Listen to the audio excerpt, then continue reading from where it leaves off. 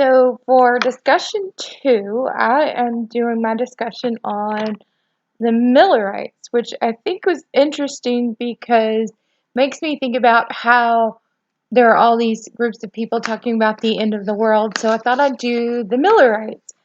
Um, so the Millerites were a group of people who followed a man named William Miller. Um, and so what happened was after the Second Great Awakening and the Panic of 1837, which was an economic panic, many of the Christians were searching for answers about the millennium and what was going to happen. Thousands of Christians in the Northeast and Midwest found these uh, answers sort of temporarily in the Millerite movement. So William Miller himself, he was a farmer, and he was converted, and he started to look for answers in the Bible, and he had come to believe that the return of Jesus, um, foretold in the scriptures, would come about in 1843. He studied the Bible and he paid really very good attention to like the very minutest parts of the Bible, particularly numbers. He was very interested in numbers. Um, and he and his followers came to believe that his ideas were very logical in nature. And I think it's kind of interesting, despite the fact that his followers had this whole logical bent. I think one of the most interesting things is that despite this whole logical bent, a lot of the stories were rather fantastical in nature. Um, One of the things Francis Nichols says in his article, The Growth of the Millerite Legend, is that there are several accounts of the Millerites dressed in what they call these ascension robes. They're basically white muslin robes, and in anticipation of the second coming, they dressed in these robes, and on the day of waiting, they were seen standing on rooftops and hilltops and in fields and up in trees. And one of the stories has it that they were up in the trees and they jumped from these trees and they fell. Now, the story, of course, is an invention. It's fiction. It's pure fiction. It was actually manufactured somewhere in Massachusetts. And of course is purely fictional, but it does make a great story for this particular group. And it makes them the stuff of legends. Um, and I think what's also really interesting, something that Nicole also says, is that the fact that ministers of various denominations, Methodist, Baptist, Christian, Presbyterian, were very active preachers of Miller's prophetic teachings.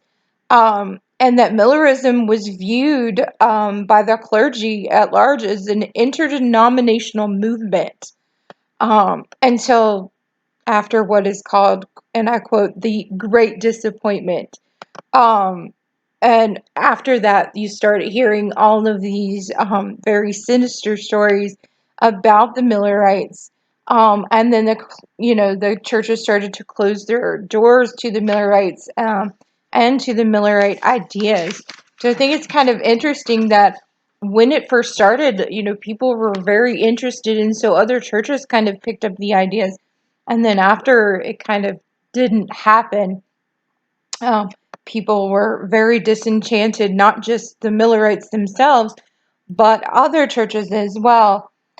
Um, Along with that sort of disenchantment, I think there's this sort of interesting idea. I found an article from 1854 where this lady, Mrs. H.C. Gardner, she wrote a really scathing article. She called Millerism a blighting curse and a delusion to which many fell. She described a local church service in which Millerites came, um, and she said, uh, uh, and that eventually that it was made a very that the idea of the second coming was made a subject of mirth.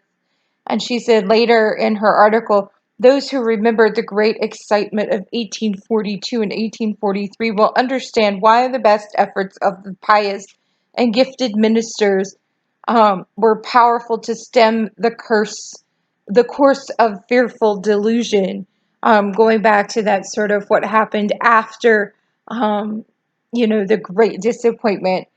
She also calls it an epidemic on par with cholera. So I think that's kind of interesting as well. But what I also think is interesting is another article I found by Caroline Clark, and she talks about what happened to the Millerites after the Great Disappointment, and how some of the converts kind of left the Millerite Society and they went back to their various Protestant beliefs and practices. But actually, some of them actually joined the Shakers, and that they were attracted to the Shaker millennial beliefs. Um, and the Shakers themselves recognized this sort of yearning for that belief, and that Shaker missionaries actively recruited Millerite converts. And according to her article, it says Shaker missionaries adjusted their lectures specifically to pick the interest of Millerites and the desperation of the Millerites, and targeted their missionary work of the Shakers, of the missionary work to the large numbers of Millerites. Um, and she also talked about how the Millerites, in spite of their joining the Shakers, they did not abandon many of their Protestant beliefs and practices. Um, and even though they were criticized, they strayed less from. Even though Millerism was criticized, they strayed less from their orthodoxy than Shakerism did. And I think that's what makes things so interesting, is because even though there were doctrinal differences between Shakerism and mainstream Protestant denominations, the Millerites made the decision to convert to Shakerism. So I know this is kind of a long post, but I think it's kind of interesting how all those things kind of came together.